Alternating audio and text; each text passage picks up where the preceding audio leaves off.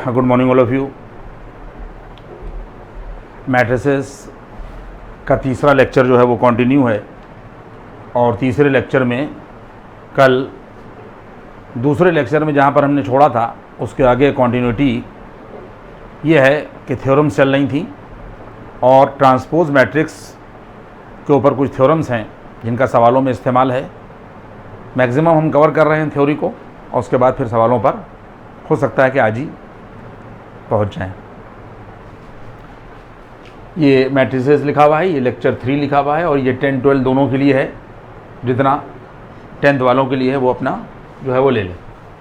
सबसे पहले इसके अंदर आप ये देख लें कि सबसे ऊपर लिखा हुआ है यहाँ के ऊपर डायगोनल मैट्रिक्स। देखें सब लोग कि हम लोग डायगोनल मैट्रिक्स जो है वो किसे कहते हैं। ये मैट्रिक्स के सिंबल के अंदर 4 लिखा हुआ है, एग्जाम्पल है। इसके बाद में मैट्रिक्स के सिंबल के अंदर 3 0 0 और -1 लिखा हुआ है और तीसरी वाली मैट्रिक्स में 3 0 0 0 -2 0 और 0 0 0 लिखा हुआ है। सबसे पहले आप ये समझ लें कि ये ऑर्डर 1 की मैट्रिक्स है, ये ऑर्डर 2 की मैट्रिक्स है क्योंकि 2 रो और 2 कॉलम है। इसमें 1 रो 1 कॉलम है इसलिए ऑर्डर 1 हो गया और इसमें यहाँ पर 3 रो और 3 कॉलम है इसलिए ये ऑर्डर 3 हो गया। कभी कभी बच्चों को इसके अंदर प्रॉब्लम होती है कि साहब ये मैट्रिक्स है या नहीं है, तो मैंने आपको बता दिया ये ऑर्डर 1 की मैट्रिक्स है, इसमें 1 रो और 1 कॉलम है। यहाँ तक बात आई। अब डायगोनल मैट्रिक्स हम किसे कहते हैं। देखिए दो चीज़ें होती हैं कि एक जो है वो डायगोनल होता है और एक नॉन डायगोनल होता है। अगर हम आपसे पूछें कि इसमें डायगोनल क्या है तो इसमें डायगोनल देखिए ये होगा, ये इसका यहाँ के पर ये डायगोनल है, ये यहाँ के पर ये जो है यहाँ के पर ये इसका यहाँ के पर ये डायगोनल है। सिचुएशन क्या है, डायगोनल मैट्रिक्स किसे कहेंगे कि जिसके नॉन डायगोनल एलिमेंट 0 हो। पहला पॉइंट आप समझ लीजिए कि इसका मतलब ये है कि इसके अलावा जो भी हमारे पास में नंबर हैं वो सब नॉन डायगोनल में आएंगे। तो कोई भी ऐसी मैट्रिक्स जिसके नॉन डायगोनल एलिमेंट 0 हो और डायगोनल एलिमेंट जो हैं, जो डायगोनल एलिमेंट्स हैं वो 0 हो भी सकते हैं और नहीं भी हो सकते हैं, उसमें कहीं के ऊपर कोई परेशानी वाली बात नहीं है, लेकिन नॉन डायगोनल का 0 होना ज़रूरी है। अगर कोई भी मैट्रिक्स ऐसी है जिसके नॉन डायगोनल एलिमेंट जो हैं वो 0 हैं और डायगोनल जो हैं वो 0 हैं या नहीं हैं, उसको हम लोग डायगोनल मैट्रिक्स कहेंगे। ये मैंने ये पॉइंट आपको क्लियर करा दिया। इसके बाद अब यहाँ के ऊपर आइए।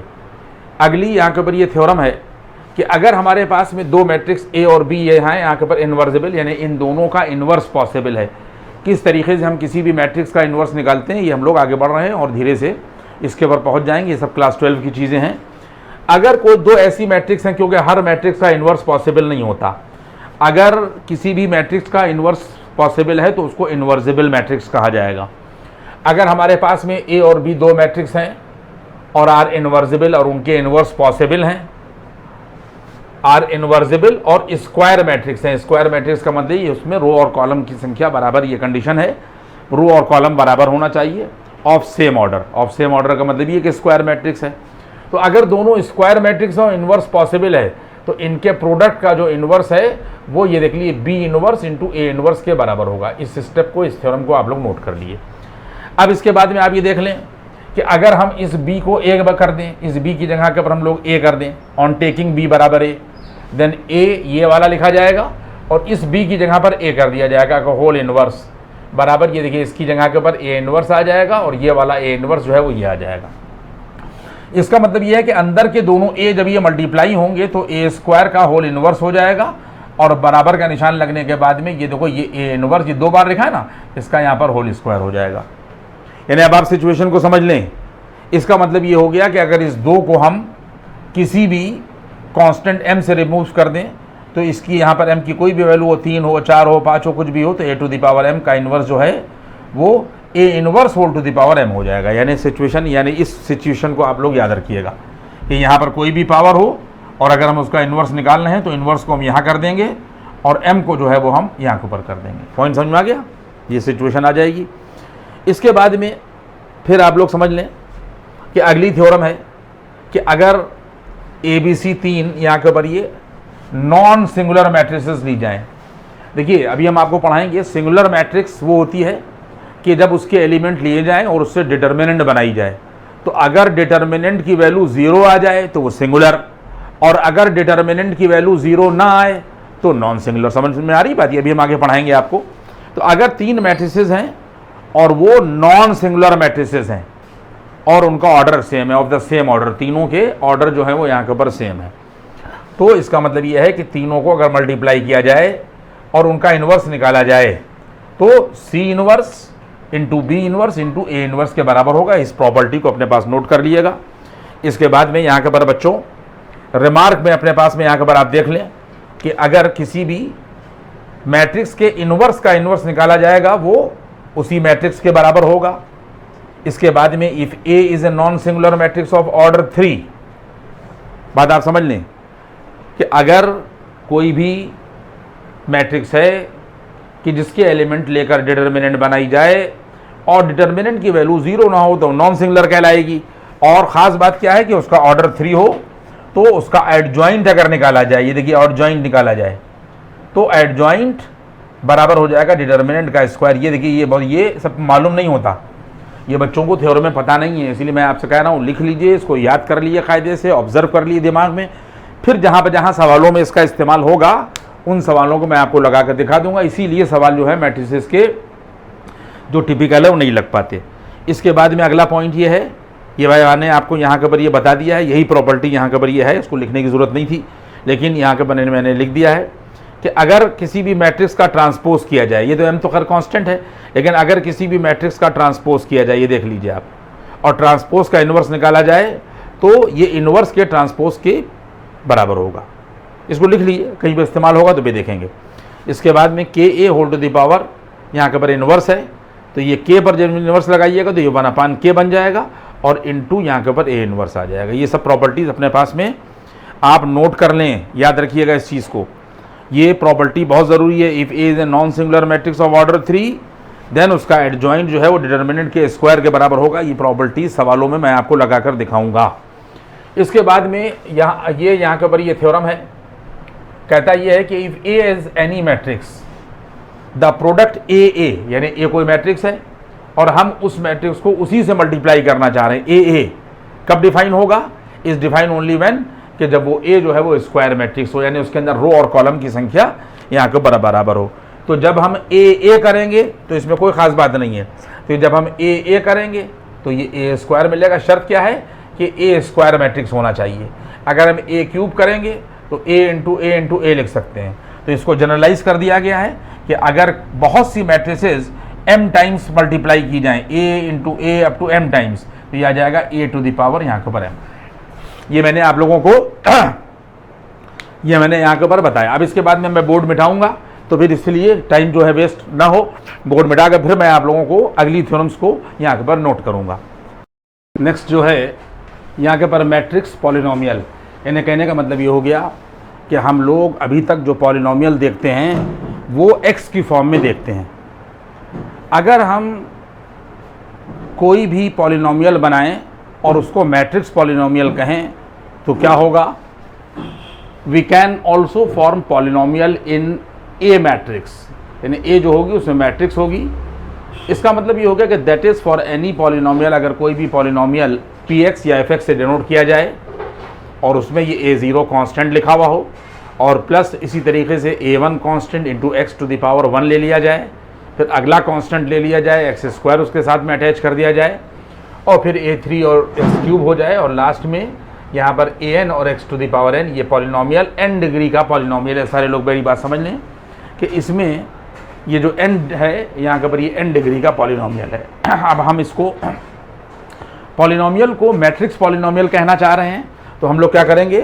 x को किसी a मैट्रिक्स से रिप्लेस कर देंगे। इस x की जगह पर जब हम a मैट्रिक्स लिखेंगे तो ये देखिए a टू दी a0 लिखा हुआ है, ये कांस्टेंट है और इससे हम लोग यहाँ के ऊपर आइडेंटिटी मैट्रिक्स का मल्टीप्लिकेशन कर देंगे। लेकिन आप लोग ये याद रखिएगा कि यहाँ पर इस i, ये वाले i और ये वाला a जो है इनका ऑर्डर जो है वो सेम होगा। ये ध्यान रखने की ज़रूरत है कि इस आइडेंटिटी मैट्रिक्स यानी कांस्टेंट इनटू आइडेंटिटी मैट्रिक्स रख सकते हैं। यहाँ पर a1 और x की जगह पर a कर देंगे, फिर a2 और x की जगह पर a कर देंगे, फिर यहाँ पर an और x की जगह पर हम लोग a कर देंगे और इस तरीके से हम लोग x को किसी मैट्रिक्स a से रिप्लेस करते चले जाएंगे। लेकिन शर्त ये होगी कि जहाँ पर i और a जो है आइडेंटिटी मैट्रिक्स और जो मैट्रिक्स एक्स की जगह पर हमने रखी है उनका ऑर्डर सेम होना चाहिए। सिमिलरली एग्जाम्पल मैंने आपको दी कि अगर हमारे पास कोई पॉलिनोमियल एफ एक्स बराबर 3x² माइनस 5x और प्लस 9 दे रखा है, तो और यहाँ पर कोई भी ए मैट्रिक्स हम रखना चाह रहे हैं और उसका ऑर्डर जो है वो 3 है, यानी उसमें 3 रो और 3 कॉलम है, तो हम लोग x की जगह पर a रखेंगे। ये देखिए x की जगह पर a और ये देखिए x की जगह पर a रखा और यहाँ पर 9 रखिया, तो 9 इंटू यहाँ के पर 1 है, 1 का मतलब यूनिट, तो यूनिट को हम लोग आइडेंटिटी मैट्रिक्स से रिप्लेस कर देंगे। लेकिन शर्त क्या होगी कि जो a रखी है वो ऑर्डर 3 की रखी है, तो जो आइडेंटिटी मैट्रिक्स रखी जाएगी यहाँ पर वो भी ऑर्डर 3 की होगी। तो अब यहाँ तक बात आई। बिल्कुल उसी तरीके से कि अगर हमारे पास कहीं के ऊपर लिखा हुआ है, मान लीजिए फॉर एग्जांपल मैं आपको ये बता रहा हूँ कि अगर हमारे पास में लिखा हुआ है एफ एक्स बराबर यहाँ के ऊपर x² माइनस 1, ठीक है, और x की जगह के ऊपर प्लस माइनस 1 रख दें, तो इसका मतलब ये आ जाएगा f प्लस माइनस 1 बराबर ये 0 आ जाएगा। यहाँ पर कोई भी आदमी प्लस माइनस 1 रख के देखिए तो f प्लस माइनस 1 यहाँ के ऊपर 0 आएगा। इसका मतलब ये हो गया कि x की जगह पर अगर कोई नंबर रखे जाएं और हमारा पॉलिनोमियल यानी जो एफ एक्स है अगर 0 हो जाए, तो इसका मतलब ये है कि ये पॉलिनोमियल x बराबर प्लस माइनस 1 से सेटिस्फाई हो रहा है। वही बात यहाँ पर भी होगी कि अगर हमारे पास में यहाँ के ऊपर हमारे इस a की जगह के ऊपर कोई भी मैट्रिक्स रखी जाए, बात आप समझ लीजिए, इस a की जगह पर कोई मैट्रिक्स रखी जाए, फिर ये 3 किया जाए, फिर वही मैट्रिक्स यहाँ पर आए, फिर वही मैट्रिक्स यहाँ पर आए, आइडेंटिटी मैट्रिक्स यहाँ पर आए, और जब हम इसको सॉल्व करें यहाँ पर ये रख के और रिजल्ट जो है वो किसके बराबर हो जाए, 0 के बराबर हो जाए, यानी एफ ए किसके बराबर हो जाए, 0 का मतलब ये नल मैट्रिक्स के बराबर है, जिसका रिजल्ट क्या आ जाए, बराबर आ जाए यहाँ के पर नल मैट्रिक्स। तो इसका मतलब ये हो गया कि जो मैट्रिक्स यहाँ पर रखने से हमें रिजल्ट की फॉर्म में नल मैट्रिक्स मिल रही है, तो वो मैट्रिक्स जो हम रख रहे हैं वो इस पॉलिनोमियल का सॉल्यूशन कहलाएगी, और या ये हम कहेंगे कि वो मैट्रिक्स इस पॉलिनोमियल को सेटिस्फाई कर रही है। पॉइंट ये भी हो गया। इसके बाद रिमार्क में आइए, रिमार्क में यहाँ के पर 1 है, ये देखिए आइडेंटिटी मैट्रिक्स है। ये अगर हमारे पास मैट्रिक्स के सिंबल में 1 लिखा हुआ है तो ये आइडेंटिटी मैट्रिक्स कहलाएगी ऑफ ऑर्डर 1, ये आइडेंटिटी मैट्रिक्स कहलाएगी ऑफ ऑर्डर 2 क्योंकि 2 रो और 2 कॉलम है, और ये भी आइडेंटिटी मैट्रिक्स है क्योंकि इसमें 3 रो और 3 कॉलम है, तो ये आइडेंटिटी मैट्रिक्स ऑफ ऑर्डर 3 कहलाएगी। अब यहाँ पर आइए, रिमार्क नंबर यहाँ के पर 2 है, ये याद रखिएगा कि एडजॉइंट ऑफ ए इसके बराबर होगा, ये आप लोग याद कर लीजिए। अब इसका कोई प्रूफ तो है नहीं, ये फार्मूले हैं, जहाँ इस्तेमाल होगा तो वहाँ कर दिया जाएगा और नहीं होगा तो आपके पास लिखे रहेंगे। ए इंटू एडजॉइंट ऑफ ए जो है यहाँ के पर इतने टू द पावर n हो जाएगा, एडजॉइंट ऑफ ए निकाला जाएगा तो ये इसके बराबर होगा। अगर हम 2 के प्रोडक्ट का एडजॉइंट निकालना है तो इनके अलग अलग हम प्रोडक्ट कर सकते हैं। अब इसमें खास ये फार्मूला बार बार इस्तेमाल होगा कि अगर कहीं पर हम लोग किसी भी मैट्रिक्स का इन्वर्स निकाल रहे हैं, ये फार्मूला भी मैंने आपको नहीं पढ़ाया है, अगर हम किसी भी मैट्रिक्स का इन्वर्स निकाल रहे हैं तो एडजॉइंट ऑफ ए और अपॉन डिटर्मिनेंट ऑफ ए ये फार्मूला इस्तेमाल होगा। ऊपर एडजॉइंट रखा जाएगा और नीचे उसी की डिटर्मिनेंट रखी जाएगी। इसके बाद में अगर हम किसी भी मैट्रिक्स का इन्वर्स निकाल रहे हैं तो ये 1 अपॉन इसके बराबर होगी, और ये मैंने कल आप लोगों को पढ़ा दिया था, इत्तेफाक से मैंने यहाँ फिर ये लिख दिया है कि अगर कोई भी मैट्रिक्स और उसका इन्वर्स निकाला जाए और उन दोनों का प्रोडक्ट आइडेंटिटी मैट्रिक्स के बराबर आ जाए तो वो दोनों मैट्रिक्स जो है वो आपस में एक दूसरे की इन्वर्स कहलाएंगी। यहाँ तक मैंने जो है पढ़ाया। अब इसके बाद में फिर हम ब्लैक बोर्ड मिटाएंगे और फिर अगला पोर्शन जो है वो हम आपको जो है वो पढ़ाएंगे। जितनी प्रॉपर्टीज़ मैंने आप लोगों को पढ़ा दी और जो थ्योरम्स हमने आप लोगों को पढ़ा दी, उसके बाद में हम लोग सीखेंगे कि किसी भी मैट्रिक्स का इन्वर्स किस तरीके से निकालते हैं। ये लेक्चर 3 चल रहा है। किसी भी देखिए ये अहम चीज़ है, आप समझ लीजिए जितनी प्रॉपर्टीज़ और थ्योरम्स थी मैक्सिमम मैंने करा दी हैं। अगर कोई चीज़ रह गई होगी तो बीच में सवालों में इन्वॉल्व हो जाएगी। अब आप लोग सवाल करना जो है वो सीख लीजिए। और सबसे पहले हम लोग किसी भी मैट्रिक्स का इन्वर्स निकालना सीखेंगे। तो हेडिंग हमारी है how to find the inverse of the matrix. देखिए अगर हमारे पास में कोई मैट्रिक्स यहाँ के पर ए बराबर, सारे बच्चे देखेंगे, ए बराबर -3 और ये 6 और -11 दे रखा है।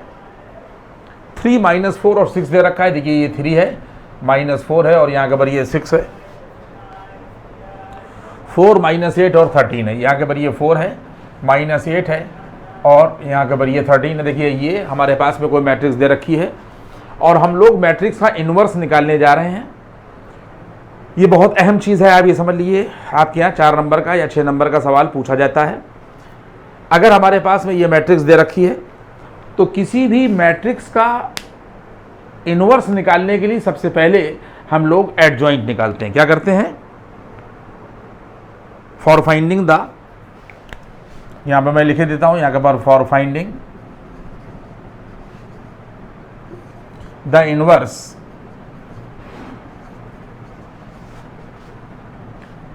Of matrix, first we find adjoint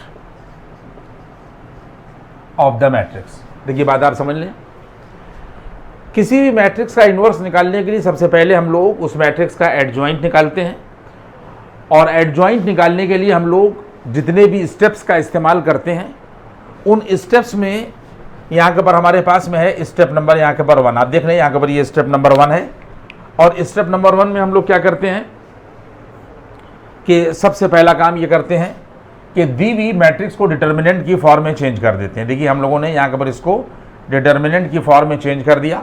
-3, 6, ये याद कर लिएगा सारे लोग स्टेप। ये 3 होगा, ये -4 होगा, ये 6 होगा और ये 4 होगा, ये -8 होगा और ये आ जाएगा यहाँ के पर 13। सबसे पहला काम हम लोग क्या करेंगे कि दी हुई मैट्रिक्स को डिटर्मिनेंट की फॉर्म में हम लोग कर लेंगे। इसके बाद में फिर हमारा आ जाएगा स्टेप नंबर यहाँ के पर ये 2 और स्टेप नंबर 2 में जितने भी इसके अंदर ये कॉन्स्टिट्यूएंट्स दे रखे हैं हर कॉन्स्टिट्यूएंट का कोफैक्टर निकालेंगे। देखिए बातें आप समझ लें इस चीज़ को।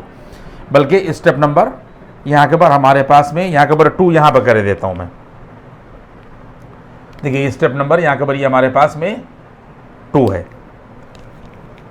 और स्टेप नंबर 2 में हम लोग क्या करते हैं कि सारे कोफैक्टर्स, सारे कॉन्स्टिट्यूएंट के कोफैक्टर निकालते हैं।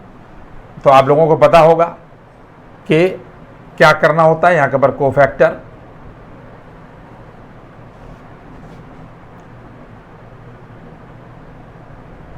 ऑफ -3। अगर हम इसका कोफैक्टर नहीं, देखिए बाकी हम सब लिख देंगे और ये सब डिटर्मिनेंट में पढ़ाया जा चुका है। कोफैक्टर के लिए क्या फार्मूला होता है? बराबर -1 whole to the power r+c होता है और इनटू यहाँ के पर ये आ जाता है माइनर। और इसका मतलब ये हो गया कि बराबर का निशान लगेगा और -1 ये फार्मूले का है।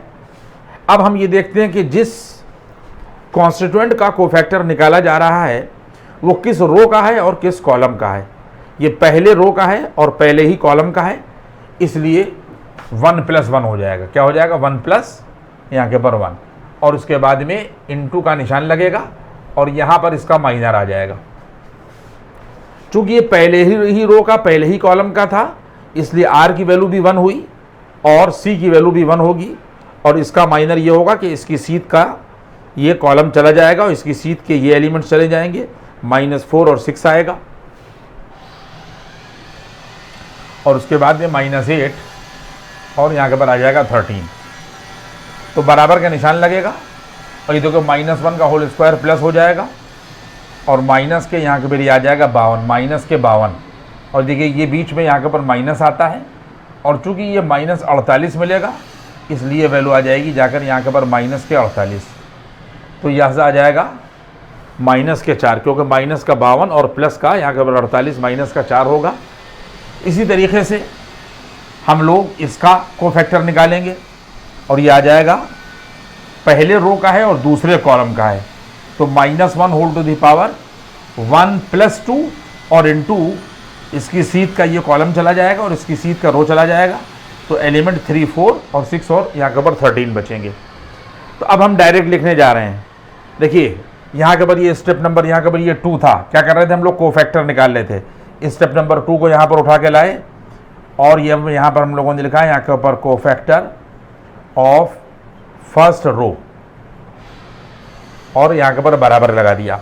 फिर उसके बाद में यहाँ के ऊपर हम लोगों ने लिखा है यहाँ के ऊपर कोफैक्टर ऑफ सेकेंड रो के सारे कॉन्स्टिट्यूएंट्स के कोफैक्टर निकाल दिए, और उसके बाद में यहाँ के पर कोफैक्टर ऑफ, यहाँ के पर थर्ड रो बच्चों, यहाँ के पर हम लोग यहाँ के पर निकाल देंगे, यहाँ के ऊपर कोफैक्टर ऑफ, यहाँ के पर थर्ड रो। तो यहाँ के पर जो रिजल्ट आया -4, ये बच्चों देख लें आप लोग, यहाँ के पर ये मिला है, यहाँ के पर -4 तो हमने आपको निकाली के दिखा दिया है, माइनस के 4 है, कॉमा माइनस का 15 है, और माइनस का 8 है, ठीक है। और उसके बाद में 10 5 0 है, इसके बाद में यहाँ के पर 10 और यहाँ के पर 5 और यहाँ के पर 0 है। इसके बाद में -8 -15, -8 कॉमा -15 और कॉमा यहाँ के पर -6 है। देखिए ये हम लोगों ने 2 स्टेप, ये आपको याद करना है कि पहले हम लोग इससे डिटर्मिनेंट में कन्वर्ट कर देंगे इसी को मैट्रिक्स को, फिर जितने भी कॉन्स्टिट्यूएंट हैं इनको कोफैक्टर निकाल देंगे, और यहाँ के पर स्टेप नंबर यहाँ के पर ये 3 होगा। स्टेप नंबर यहाँ के पर देखिए ये 3 है बच्चों, ये यहाँ के पर ये स्टेप नंबर यहाँ के पर ये 3 है कि जिस कॉन्स्टिट्यूएंट का जो कोफैक्टर निकला है उसकी जगह पर रख के एक नई मैट्रिक्स फॉर्म कर दी जाएगी। तो इसके बाद में यहाँ के ऊपर न्यू मैट्रिक्स ए, यहाँ के ऊपर ये आ जाएगी। -3 का -4 मिला है, -15 मिला है, और माइनस का 8 मिला है। ये मिला है 10, यहाँ के ऊपर 5 और यहाँ के ऊपर 0, और माइनस का 8 है बच्चों, और माइनस का यहाँ के ऊपर 15 है, और यहाँ के ऊपर ये आ जाएगा माइनस के यहाँ के ऊपर ये 6। ये हम लोगों ने नई मैट्रिक्स जो है वो यहाँ के ऊपर ये फॉर्म कर दी। स्टेप नंबर यहाँ के ऊपर ये 3 देख लीजिएगा आप लोग। और इसके बाद क्या करते हैं, सारे बच्चे देख लें कि स्टेप नंबर यहाँ के ऊपर ये 4 है। देखिए यहाँ के ऊपर ये 4 यहाँ के ऊपर है। ये जो हमारे पास में नई मैट्रिक्स आती है इसको ट्रांसपोज करते हैं। देखिए मैं लिख नहीं रहा हूँ, लेकिन मैं हर बात आपको बताए दे रहा हूँ कि ये जो कोफैक्टर से नई मैट्रिक्स फॉर्म हुई है उसको हम लोग ट्रांसपोज करते हैं, और ट्रांसपोज करने के बाद में जो मैट्रिक्स हमको मिलती है वो एडजॉइंट ऑफ ए कहलाती है। क्या कहलाती है? एडजॉइंट ऑफ ए। सबसे पहले हमने क्या किया था कि इन्वर्स निकालने के लिए हम लोग सबसे पहले मैट्रिक्स का एडजॉइंट निकाल रहे थे। तो यहाँ के ऊपर एडजॉइंट देखिए, ये हमारे पास में एडजॉइंट ऑफ यहाँ के ऊपर जो ए है ये बराबर यहाँ के ऊपर ये आ गया। अब ट्रांसपोज करेंगे इस नई मैट्रिक्स को, तो ट्रांसपोज का मतलब ये है कि जो रो है वो कॉलम बन जाएंगे। तो माइनस का 4 आ गया, माइनस का 15 आ गया, माइनस का 8 आ गया, फिर 10 आया, यहाँ के ऊपर 5 आया, 0 आया, माइनस का 8 आया, माइनस का 15 आया, और माइनस का यहाँ के ऊपर ये आ गया 6। ये एडजॉइंट ऑफ ए है, ये ध्यान रखिएगा। यहाँ तक बात पहुँच गई। अब इसके बाद में सारे बच्चे समझ लें कि ये 4 स्टेप फॉलो करने के बाद जब आप इन्वर्स निकालेंगे मैट्रिक्स का तो एडजॉइंट ऊपर रखेंगे, एडजॉइंट ऑफ ए ऊपर रखेंगे, और डिटर्मिनेंट ऑफ ए जो है वो नीचे रखेंगे। सारे बच्चे समझ लें। तो हमने एडजॉइंट ऑफ ए तो निकाल लिया बच्चों, लेकिन अभी हम लोगों ने यहाँ के ऊपर डिटर्मिनेंट नहीं निकाली है। तो डिटर्मिनेंट निकालने के लिए मैं आपको बेहतरीन तरीका बता दे रहा हूँ, और इस तरीके से आप यहाँ के ऊपर निकालिएगा। देखिए माइनस का यहाँ के ऊपर ये 3 है, और इसका कोफैक्टर है यहाँ के ऊपर -4।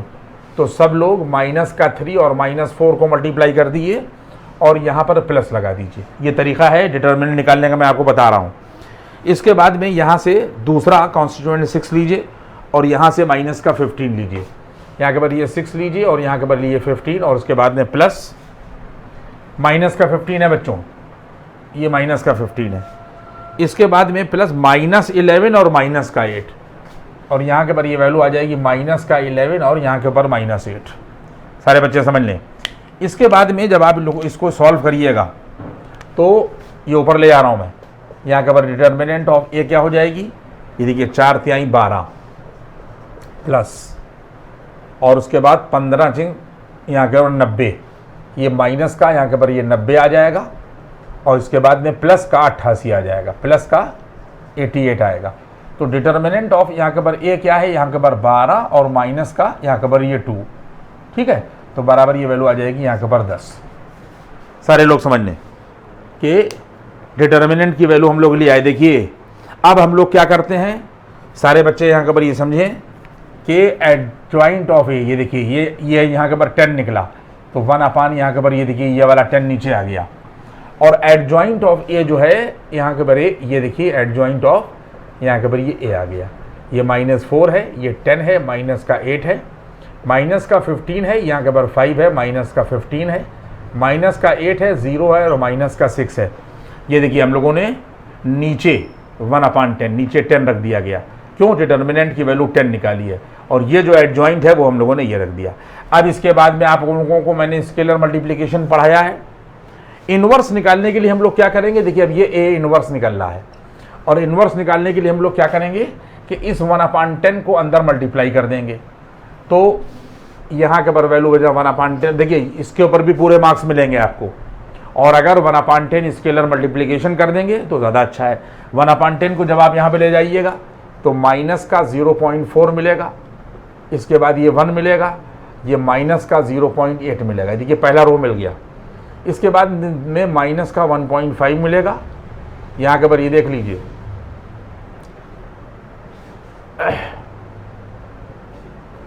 0.5 मिलेगा, माइनस का 1.5 मिलेगा, माइनस का 0.8 मिलेगा, ये 0 मिलेगा, और माइनस का यहाँ के ऊपर मिल जाएगा 0 और यहाँ के ऊपर ये 6।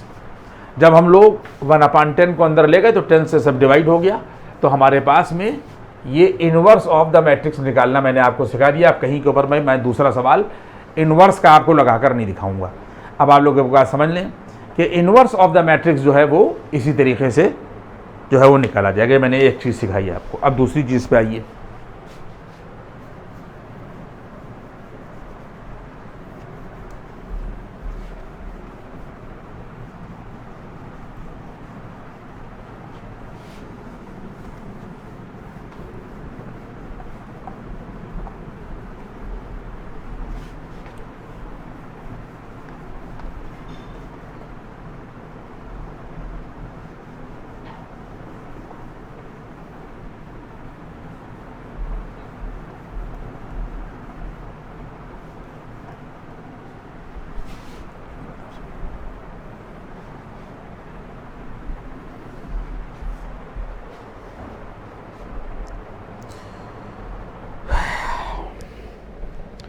देखिए इसके बाद में यहाँ के ऊपर हमारे पास में ये ज़रा सा सूख जाए तो फिर मैं आपको बताता हूँ कि ये मैंने आप लोगों को किसी भी मैट्रिक्स का इन्वर्स निकालना सिखा दिया, और इसके बाद में स्केलर मैट्रिक्स होती है, अगर इसकी ज़रूरत है और या नहीं है, लेकिन बात आप समझ लें। स्केलर मैट्रिक्स के में यहाँ के ऊपर क्या होता है कि जिसमें यहाँ के ऊपर जो डायगोनल एलिमेंट्स हैं ये सेम होना चाहिए।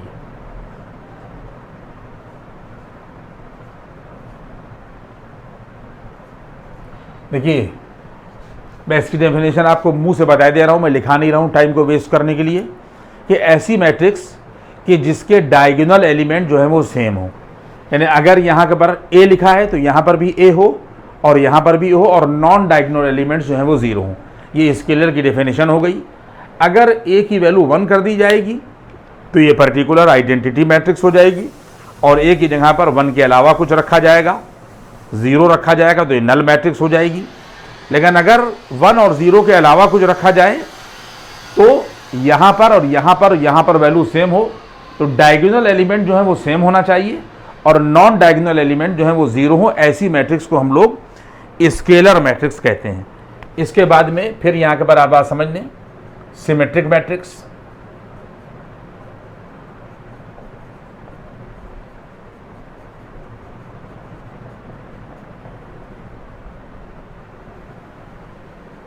सिमेट्रिक मैट्रिक्स में यहाँ के ऊपर जो रिलेशन है वो क्या है कि if a to the power t बराबर, इसको मैं आपको एग्जाम्पल से बता दूंगा कि अगर कोई ओरिजिनल मैट्रिक्स यहाँ के ऊपर दे रखी है, फॉर एग्जाम्पल देखिए यहाँ के ऊपर इफ a बराबर कोई मैट्रिक्स यहाँ के ऊपर दे रखी है 1 2 3 2 3 1 और 3 2 1, यहाँ के ऊपर ये यहाँ के ऊपर कोई मैट्रिक्स दे रखी है 3 1 2,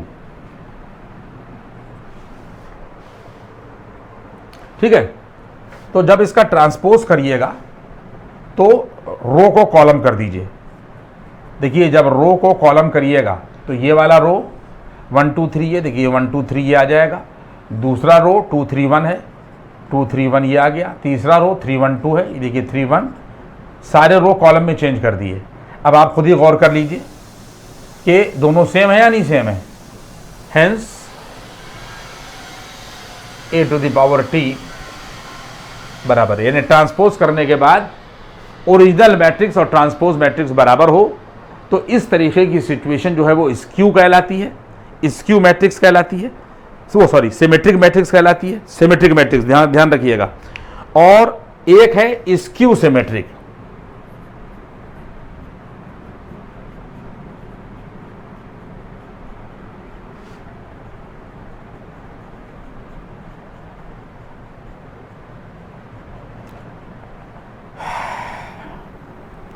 देखिए स्क्यू सिमेट्रिक मैट्रिक्स में जो रिलेशन होना चाहिए वो क्या होना चाहिए, ये ध्यान रखिएगा कि इफ़ a⁻t बराबर माइनस का a⁻t यहाँ के बराबर माइनस ए, अगर ये रिलेशन इस्टेब्लिश हो रहा है ये वाला, तो सिचुएशन क्या कहलाएगी, स्क्यू सिमेट्रिक मैट्रिक्स कहलाएगी। इसको करके मैं नहीं दिखा रहा हूँ, लेकिन बात आप समझ लें कि ये रिलेशन स्क्यू सिमेट्रिक को बताएगा और ये वाला जो रिलेशन है वो सिमेट्रिक को बताएगा, ठीक है। यहाँ तक आ गया मामला। इसके बाद में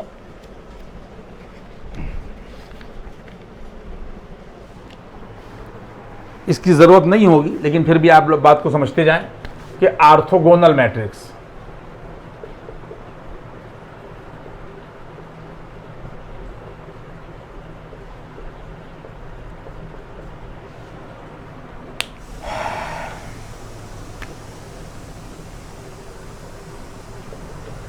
ऑर्थोगोनल मैट्रिक्स के लिए कंडीशन क्या है कि इफ़, देखिए समझ लें आप बात को, इफ़ a⁻t इंटू a बराबर यहाँ के ऊपर आई, ये है रिलेशन ऑर्थोगोनल के लिए।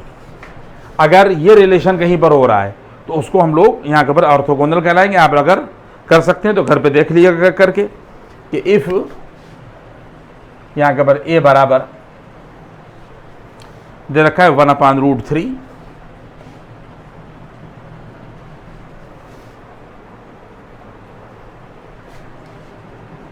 और 1/√3 और यहाँ के बाद आ जाएगा 1/√3। फिर उसके बाद में 1/6 माइनस के 2/√6 और उसके बाद में यहाँ के बाद आ जाएगा 1/√6 माइनस के 1/√2 माइनस के 1/√2 0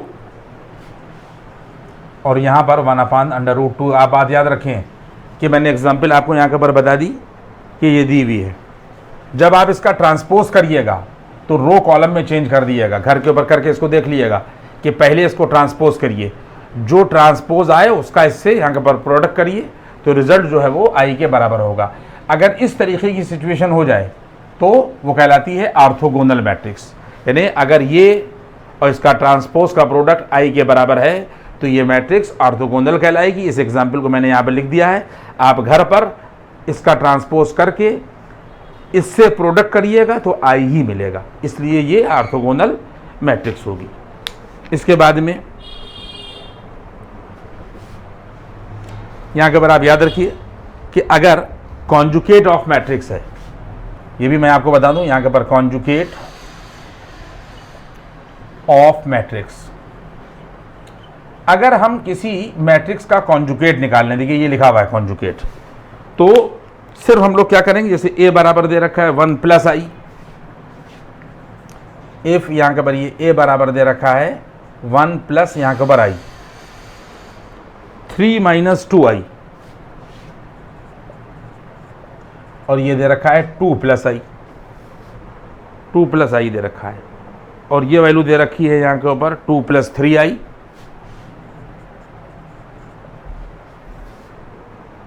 सेवन -3i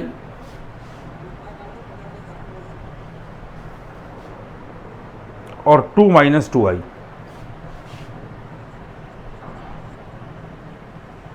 देखिए ये दे रखा है। अगर हम इसका कॉन्जुगेट निकालना चाह रहे हैं तो सिर्फ हम लोग इसके ऊपर बार लगा देंगे। बच्चों समझ लो कि अगर हम इस मैट्रिक्स का कॉन्जुगेट निकालना चाह रहे हैं तो ये सब इसके कॉन्स्टिट्यूएंट हैं, इस पर बार लगा देंगे। तो बार लगाने में क्या होगा कि ये इसका रियल पार्ट होगा और ये इसका इमेजिनरी पार्ट होगा।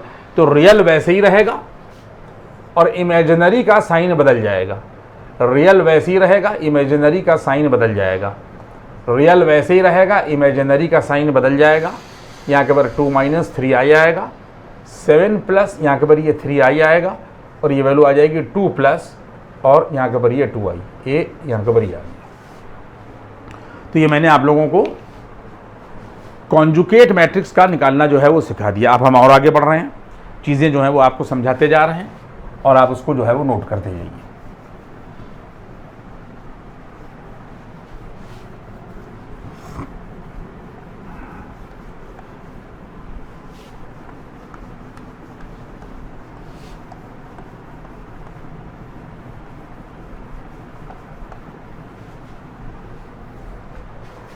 देखिए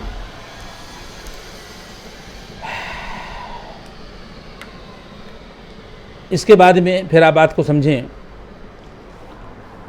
एक चीज़ मेरे दिमाग में आई थी और उस वक्त मैंने ये कह के आपको टाल दिया था कि मेरे दिमाग में नहीं है। देखिए मैट्रिक्स के जो किताबों में आपको सिंबल मिलेंगे वो या तो ये मिलेंगे और या ये मिलेंगे। ये सिंबल उस वक्त हमारे दिमाग में नहीं आ रहा था। अभी अभी हमारे दिमाग में बात आई कि एक मैट्रिक्स का सिंबल ये होता है और कभी कभी मैट्रिसेस को रिप्रेजेंट करने के लिए इस सिंबल का भी इस्तेमाल करते हैं। ठीक है। इसके बाद में जो अहम बात है वो क्या थी कि किसी भी मैट्रिक्स का इन्वर्स किस तरह निकाला जाता है। और दूसरी अहम बात बच्चों ये है कि अगर हमारे पास में कहीं पर सिस्टम ऑफ इक्वेशन दे रखा है लीनियर, तो हम लोग उसको कैसे सॉल्व करते हैं। तो अब जो हेडिंग है वो क्या है आपकी, solving linear system of equations.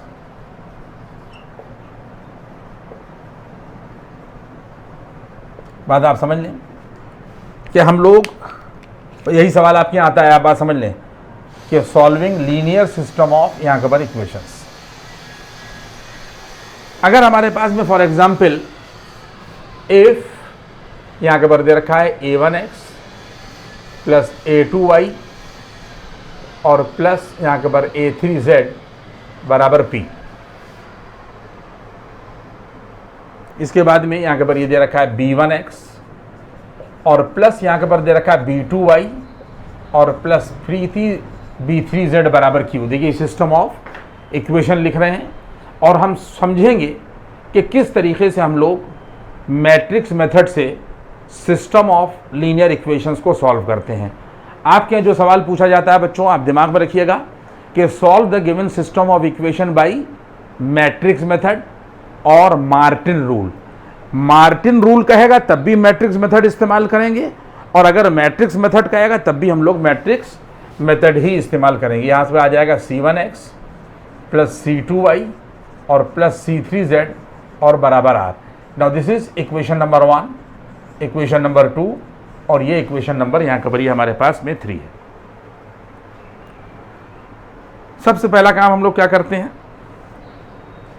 देखिए सबसे पहला काम हम लोग ये करते हैं कि एक मैट्रिक्स यहाँ के पर बनाते हैं जिसके अंदर x का मल्टीपल से कॉलम बनाते हैं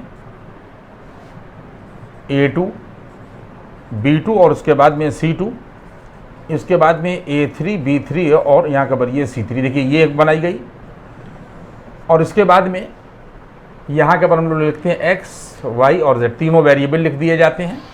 दूसरी मैट्रिक्स हो जाती है और तीसरी मैट्रिक्स जो कांस्टेंट दिए हुए होते हैं p q और यहाँ के पर r, a यहाँ के पर ये आ गया। आप बात समझ लें,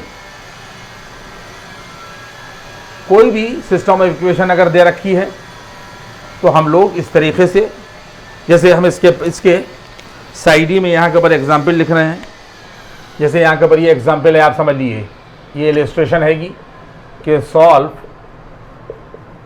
the system of equations by Martin rule या मैट्रिक्स मेथड?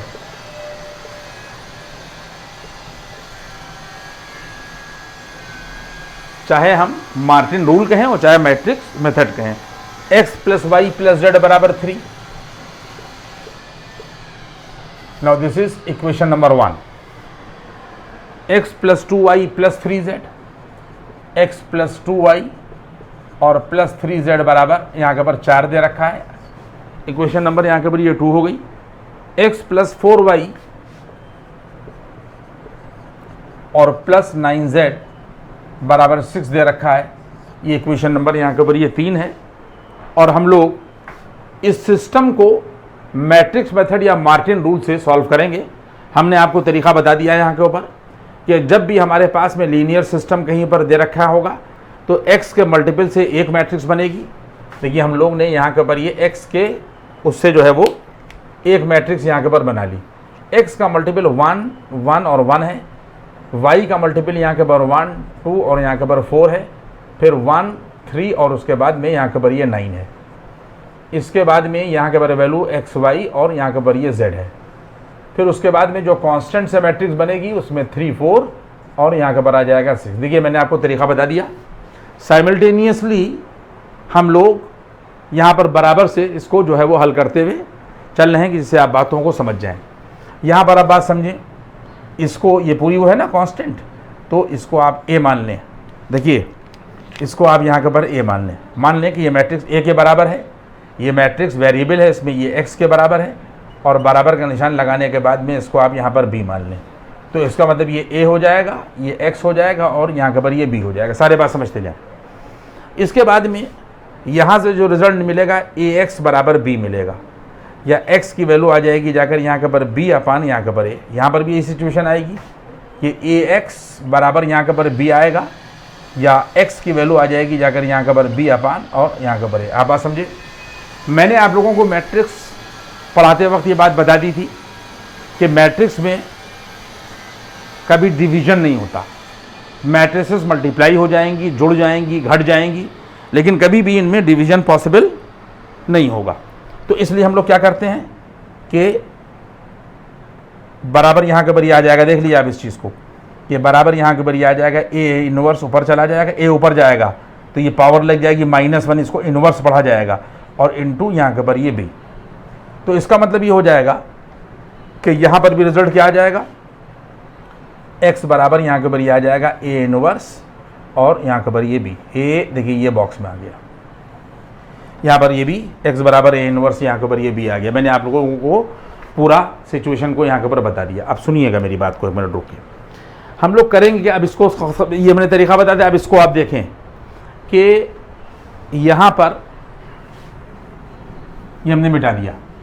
ये मैंने आपको अननोन सिस्टम पर सिचुएशन को समझाया था। अब आप नोन पर सिस्टम को सॉल्व करना जो है वो आप देख लें कि किस तरीके से हम लोग सिस्टम को यहाँ के ऊपर सॉल्व करेंगे। देखिए सबसे पहला काम क्या होगा कि जहाँ पर ये लिखा हुआ x, वहाँ पर x y z हो जाएगा। ये देखिए यहाँ के ऊपर ये वैल्यू आ जाएगी, यहाँ के ऊपर x y और यहाँ के ऊपर ये z और बराबर a, ये निशान लगेगा।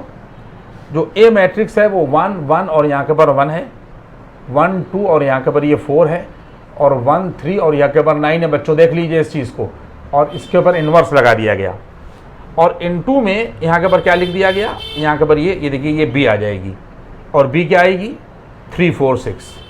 यहाँ के ऊपर आ जाएगा 3 4 और उसके बाद में यहाँ के ऊपर ये 6। सारे लोग बात समझ लें। x की जगह पर वेरिएबल वाली मैट्रिक्स रख दी, a इनवर्स की जगह पर जिस मैट्रिक्स को a माना था वो रख दी, और जो b के बराबर थी वो b की जगह पर हम लोगों ने रख दी। इसका मतलब ये हो गया कि मैंने अभी आप लोगों को इन्वर्स निकालना सिखाया था, मैं दोबारा अब नहीं सिखाऊंगा, इन्वर्स निकालना सिखाया था। तो ये जो मैट्रिक्स है जिसका इन्वर्स है, हम लोगों इसका इन्वर्स निकालेंगे। और इन्वर्स निकालने के लिए मैंने आप लोगों को पहले बता दिया था कि पहला काम क्या होगा कि इसको डिटर्मिनेंट में बदलें। दूसरा काम क्या होगा, सारे कॉन्स्टिट्यूएंट के कोफैक्टर निकालें। तीसरा काम क्या होगा कि एक नई मैट्रिक्स फॉर्म करें, जिस कॉन्स्टिट्यूएंट का जो कोफैक्टर है उसकी प्लेस पर वो कोफैक्टर रख दीजिए और उसके बाद में फिर उसको ट्रांसपोज कर दिए तो आपको एडजॉइंट मिल जाएगा। बस ए इनवर्स बराबर एडजॉइंट ऑफ द मैट्रिक्स और अपान डिटर्मिनेंट ऑफ ए कर दीजिए, तो जो रिजल्ट आएगा वो इनवर्स होगा। अब हम निकाल के आपको यहाँ पे नहीं दिखाएंगे, मैं आपको यहाँ के ऊपर ये बता दे रहा हूँ कि वैल्यू क्या आ जाएगी कि यहाँ के ऊपर ये देख लिया, आप घर पे निकालिएगा तो मैं अपना निकाल पाऊंगा एक्स वाई, और यहाँ के ऊपर ये जेड आएगा, और इस मैट्रिक्स का इन्वर्स निकालिएगा। इन्वर्स निकालने का तरीका वही पीछे वाला इस्तेमाल करिएगा। ये वैल्यू यहाँ के ऊपर 1/2 लिखा जाएगा, और 6 - 5 1, ये 6 माइनस के 5 और यहाँ के ऊपर 1 आएगा, -6 -8 और यहाँ के ऊपर ये 2 होगा, 8 और -2 होगा, 8 और -2, और यहाँ के ऊपर आ जाएगा 2 - 3 1। देखिए ये 2 आएगा, यहाँ के ऊपर -3 आएगा, और यहाँ के ऊपर ये आ जाएगा 1, और इसके बाद में यहाँ के ऊपर ये 3 4 और यहाँ के ऊपर ये आ जाएगी 6। बात आप समझ लें इस चीज़ को। इसके बाद में यहाँ के ऊपर ये देखिए एक्स वाई जेड रखिएगा, और वैल्यू यहाँ के ऊपर ये आ जाएगी 1/, यहाँ के ऊपर ये 2, ठीक है। और इसके बाद में इस मैट्रिक्स को और इस मैट्रिक्स को आप यहाँ के ऊपर मल्टीप्लाई करिएगा, तो इसका मतलब ये आ जाएगा, आप सारे बच्चे देखेंगे कि पहला रो और पहला कॉलम एक ही कॉलम ही है, तो 6 × 5 होगा, प्लस -5 × 4 होगा, प्लस 1 × यहाँ के ऊपर ये 6 आएगा, ये आ गया। फिर -6 × 3 होगा, प्लस 8 × यहाँ के ऊपर ये 4 होगा, और प्लस यहाँ के ऊपर आ जाएगा -2 × यहाँ के ऊपर ये 4। फिर 2 × यहाँ के ऊपर ये 3 होगा, -3 × 4 होगा, प्लस 1 × यहाँ के ऊपर ये आ जाएगा, यहाँ के ऊपर ये 6। पॉइंट समझ में आया। इसके बाद में फिर ये वैल्यू, ये देखिए एक्स वाई जेड ये रखी जाएगी। मैंने आपको लीनियर सिस्टम सॉल्व करना सिखा दिया, ये लास्ट स्टेप है। 6 × 5 = 30, माइनस के 20 प्लस का 6, माइनस के 18 प्लस का 32 -8, ठीक है। और यहाँ के ऊपर ये आ जाएगा 6 -12 और प्लस का यहाँ के ऊपर ये 6 बराबर, ये देखिए 1/2 बच्चों ये आएगा। और 30 में से 20 गया 10, 10 और 6 यहाँ के ऊपर ये 16 होगा। 32 में से 18 गया, 14 बचा। 14 में से यहाँ के ऊपर 8 गया, तो ये 6 बचेगा। और 6 और 6 12 और यहाँ के ऊपर ये आ जाएगा। देखिए जब भी आप लोग linear system of equation solve करते हैं, तो चूँकि मैं तो कॉपी देखा करता हूँ, इसलिए मैं आपको बता रहा हूँ कि मैक्सिमम बच्चे 90% बच्चे जो हैं वो गलत आंसर निकालते हैं। बात समझ में आ रही है। तो इसलिए कभी किसी ने एक कोफैक्टर 2 कोफैक्टर भी अगर गलत निकाल दिए तो फिर किसी भी हालत से आंसर सही नहीं निकलेगा। बात आप समझ लें। तो ये मैंने आपको पूरा तरीका यहाँ के ऊपर बता दिया। अब इसके बाद में फिर आप लोग क्या करेंगे कि ये देख लीजिए इस चीज़ को, कि फिर यहाँ के ऊपर आप ये 1/2 स्केलर को अंदर करेंगे तो ये देखिए 8 हो जाएगा। 1/2 जब यहाँ करेंगे तो 3 आ जाएगा और ये 0 आ जाएगा। तो x के सामने 8 पड़ा तो x की करस्पॉन्डिंग वैल्यू 8 हो जाएगी। ये आप देख लें, x की करस्पॉन्डिंग वैल्यू यहाँ के ऊपर 8 हो जाएगी। y की करस्पॉन्डिंग वैल्यू जो है वो 3 हो जाएगी। y बराबर यहाँ के ऊपर 3 हो गया। और z की करस्पॉन्डिंग वैल्यू जो है वो यहाँ के ऊपर 0 हो गई। किसी भी लीनियर सिस्टम को सॉल्व करने का जो मेथड होता है उसका मतलब भी यही होता है कि किस तरीके से हम एक्स वाई जेड की वैल्यू निकाल लें। तो मैंने आप लोगों को मैट्रिसेस पढ़ाते वक्त ये बात बता दी थी कि दुनिया के नामों के से हम लोगों ने सिस्टम ऑफ इक्वेशंस को सॉल्व किया, लेकिन जब हम आगे के क्लासेस में गए तो फिर हम लोगों का सामना डिटर्मिनेंट से हुआ। तो हम लोगों ने समझा कि डिटर्मिनेंट क्या है। डिटर्मिनेंट भी किसी सिस्टम को सॉल्व करने का एक प्रोसेस का नाम है। मैट्रिसेस भी, जिसको मार्टिन रूल कहा जा रहा है, किसी भी सिस्टम को सॉल्व करने के प्रोसेस का नाम है। लेकिन बेसिक ऑपरेशन मैट्रिसेस के आपको मालूम होना चाहिए, तभी लीनियर सिस्टम को आप लोग जो है वो सॉल्व कर पाइएगा। तो यहाँ पर मैंने आप लोगों को लीनियर सिस्टम की वैल्यू यहाँ के ऊपर निकाल कर आप लोगों को हमने दिखा दी कि किस तरीके से हम लोग लीनियर सिस्टम को सॉल्व करते हैं। बस यहाँ तक मैंने यहाँ के वो रोक दिया आज के वीडियो को, क्योंकि अगली जो चीज़ होगी वो बिल्कुल अलग होगी। तो उसके ऊपर भी पूरा हमें लेक्चर बोलना, 5 मिनट में काम नहीं चलेगा। ठीक है, तो यही क्लिप 45 मिनट की लगभग हो गई होगी, तो पूरा एक पीरियड हो गया। अब हम लोग अगली क्लिप में यहाँ के ऊपर जाएंगे।